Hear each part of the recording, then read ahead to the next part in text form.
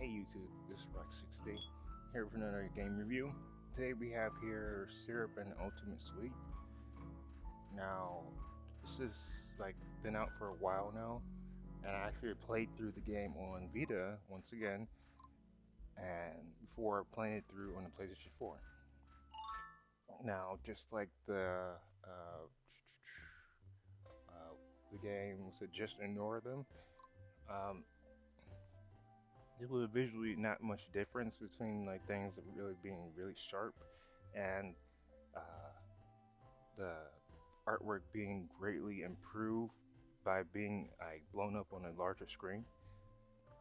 And this is definitely one of those games where it definitely is um, greatly improved from like the larger, I guess, sprite size or image size. I'm assuming they're using some type of like Adobe Illustrator type program because the lines are just so sharp, the gradations are perfect, and so it's, it's not like a pixelated drawing type program. And what I mean by that is like they're not drawing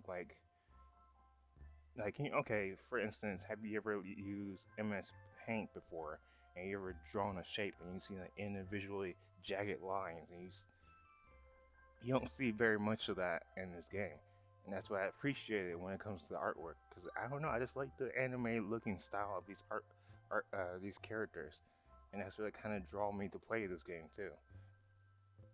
And I just thought like the characters like it just have like a quirky type of odd story. Excuse me. But yeah, the story is a little odd. You play as Syrup, the main character. Spoiler alert. But yeah, you play as Syrup, the main character that runs the candy shop. Everyone around her has some type of magical power of some sorts, and she doesn't use magic at all to make her candy. She uses old family recipes to make her candy and natural resources and stuff. And everyone in town comes to her to buy her candy because they think it's the best candy ever because like it doesn't use magic or anything like that. And people have said in town that making candy is easy with magic, but it's harder to do without magic. So that's why everybody comes to her. Her assistant, which you know more about along the way, apparently knows magic, but you don't really know that right off the jump. All you know is that there's this strange candy maid girl in your shop. As you can see on the screen, my first ending of this game was to eat the girl, which I know that this sounds odd in this contents, but it makes sense if you play the game though, because the game involves a candy girl. Excuse me. A girl made out of candy, and you don't know who made the girl. We assume it's a witch that comes to buy your shop and eats all your candy. Uh, at first, she claims it's her creation, but later on we learn differently. But if you don't do the ending where you just eat the candy girl, and you decide to keep her and everything like that, you'll find out later on who really made the girl, uh, why she's there, and what's her real purpose and everything, whether you can trust her or not, um, why she wants to be your friend so much. Just little small details like that. You know, usually I would spoil the whole story, but I just like this story kind of so much that I just want you guys to find your own endings to this. But yeah, it plays just like other visual novel games, like Blind Men that I reviewed on my channel. Check that out. Uh, just Ignore Them. Well, Just Ignore Them wasn't a visual novel. Never mind. Sorry about that. But Blind Men was definitely a visual novel. You just sat there and just pressed X and everything. And as I'm looking at it now, it looks like they had the same controls. So I don't know the publisher that published these games, uh, I wonder if they have like a template ready to go when it comes to um, pumping out, like helping developers like pump out these games, because the same button layout and template is the same thing as in Blind Man. Like if like look at that review or look at gameplay of that game and then look at gameplay of this, it's the same button layout and everything. Um, there's no real options besides like speed up text. Uh, you can turn on the original voice acting if you want to hear that. Some voice acting, I believe.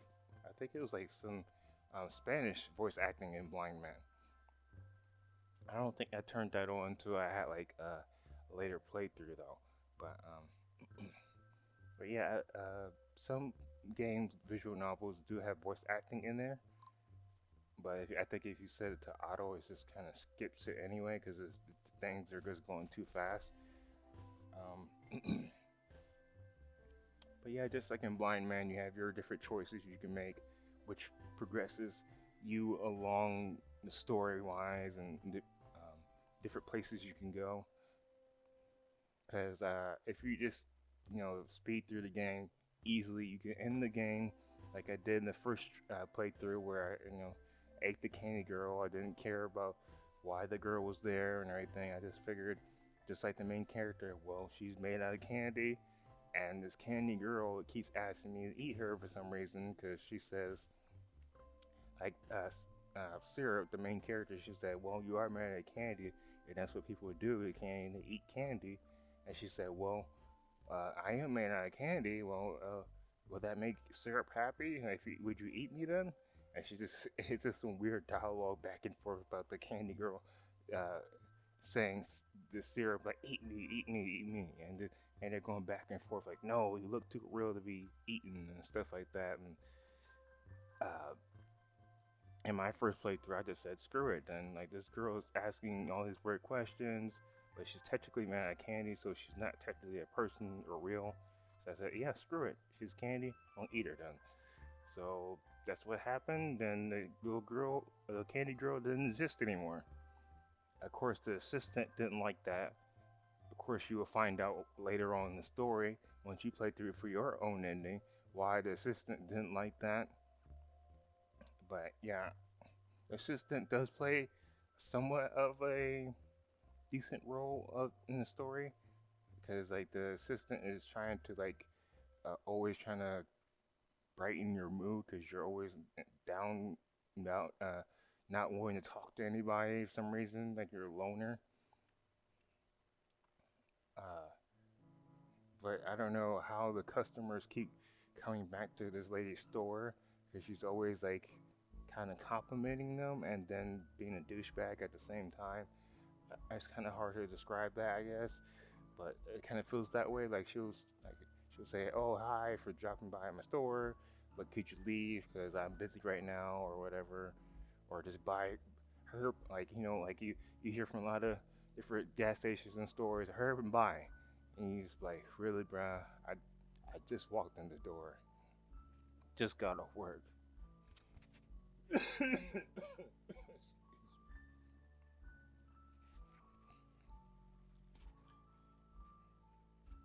Sorry about that. But yeah, you just like, bruh, I just got off work. I just wanted to look through the store for a second. Probably just gonna grab me a tea, a little thing of chips, and if you have some Jolly Ranchers on 5 cents, I'll probably grab a handful of those. But yeah, that's the type of attitude I feel like comes from Syrup in the beginning.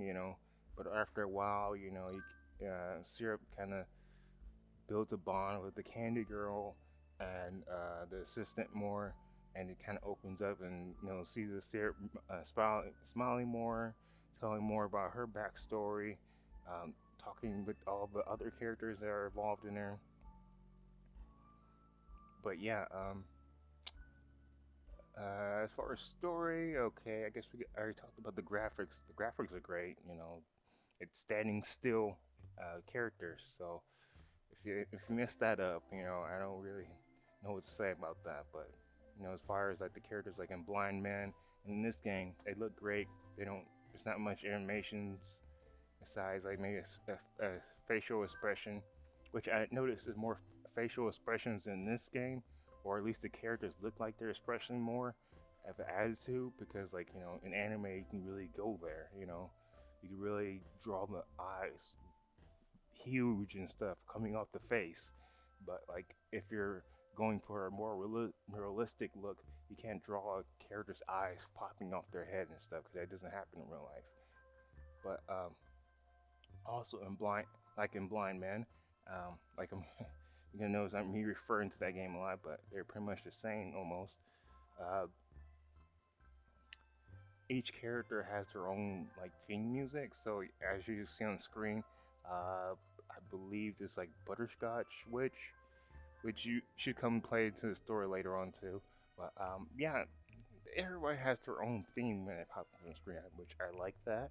You know who's on screen. You don't like you could look away for a minute, then look back at the game. You already know who's supposed to be talking or who's in dialogue. So that's kind of cool. Um, but besides that, there's not that many music tracks.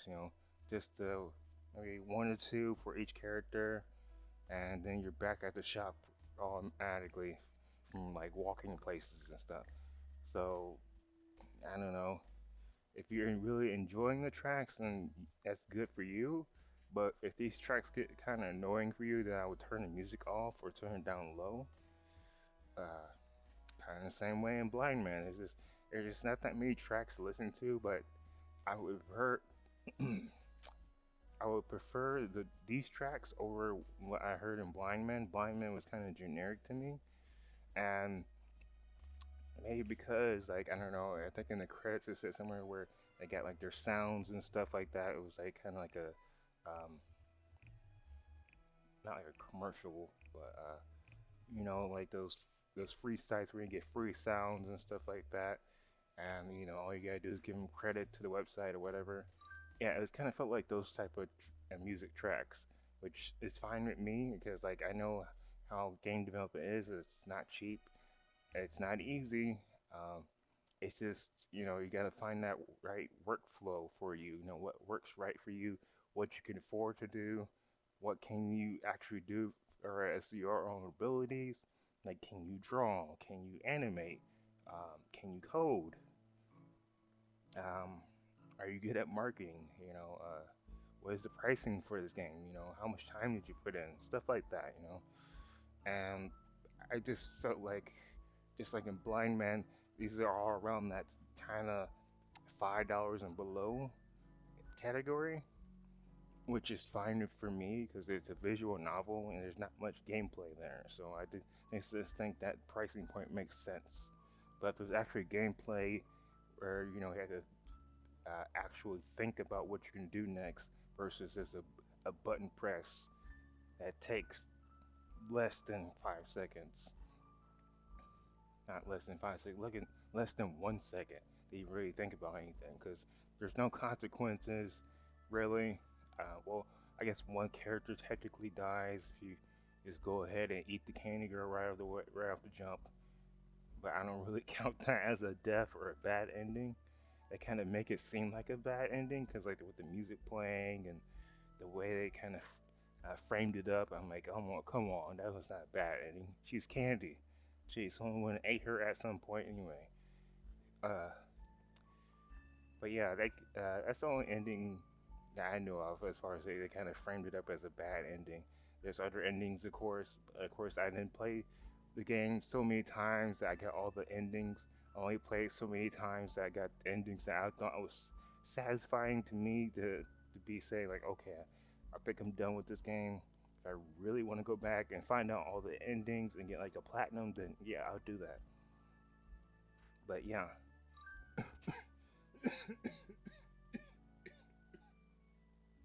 excuse me. But yeah, I just went back to the game just to get a different feel of what the story could be versus like if I didn't do anything like the first ending, and I thoroughly enjoyed myself because you'll see my, I think this will be my second or third playthrough of the game in this gameplay. So after you hear me talking about this, you can watch the rest and see the my second or third playthrough of this game, and you guys can follow along if you guys want to. But yeah, I talked about what's it, the story, the graphics, sound, uh, pricing. Oh, where you should pick it up or not. Well, if once again it's kind of like Blind Man, I hate to refer to that. I mean, it's not in the same story area of Blind Man. Blind Man's more like a generic romantic comedy, action flick type of deal, kind of like on the nose of Austin Powers or James Bond type of deal. That's what that one was kind of about, and this one's more of a, I don't know, like an anime, like an anime, a Japanese anime show with every character has big eyes and stuff, and weird proportions and stuff, and every character has like some type of furry characteristic to them. Like they have like, I don't know, like you can imagine that they have like an inner furry animal inside of them without even thinking about it, or maybe they'll have like a character next to them that is a furry like character, cause like it's on just on screen right now. Um, I guess it's like a half furry type character, but they just say it's just wolf. But the wolf can talk for some reason, and that's just very odd because like in the next scene, I think after this, the wolves that they do meet later on can't talk and they're not like civilized, I guess. So it doesn't make any sense. It kind of reminds me like Pokemon and stuff, like they have Pokemon that walk around and talk and stuff like that, or like civilized people, and then you have ones out in the wild that just don't care about people. Or you find out that there's a Pokemon that's made out of ice cream, and you see a person licking the ice cream. It's like, oh my god, don't do that. It's a Pokemon or something. I don't know. This is one of those shows like Pokemon. After all these different generations and stuff, at some point you really start to question: is everything in that world a Pokemon? And are there like Pokemon abuse at this point, or how's this work? But that's another topic for another day. Uh, but as far as the rest of this game and my overall views, I think I would pick this up over Blind Man. If you're going to pick up a visual novel game that's kind of quirky and kind of fun in its attitude on that telling its story, and you can get through without even thinking about it, I would definitely pick this one up over Blind Man. Blind Man's more romantic comedy, PG-13, but wanna be rated R type of deal. And it's just like, I don't really want to go there type of deal. Then don't bother with that one. Get this one. It's not like something you really have to, oh no, I don't want my so so to think about this stuff or think this way, think that way. No, this one is just like, it's just more of a kiddie-ish anime Japanese RPG type of uh, pop type of, I don't know, type of visual novel. So yeah, I'll definitely pick this one up. Don't pick up Blind Man. I definitely wouldn't pick that one up, even if I said on that one I don't remember it already. That's sad. My memory's not that good already. But yeah, make sure to check out my other reviews coming out soon. I have a lot more coming. So yeah, uh, but yeah, definitely pick up this one over Blind Man. And it should be very cheap. Just look for this publisher on the PlayStation In store. I believe they have their last sale going on. I don't know if it was today of this recording of this video, which was on the 13th. If it was, then I'm sorry about that. You probably missed the sale. But their games are always really cheap though, so you're not really missing out on too much. Let's save around $20 to go on PlayStation Network and just buy all these games. I'm pretty sure you could do that at this point. But anyway, peace. See you in the next video. Enjoy the gameplay after this, and should dip to black after it's done.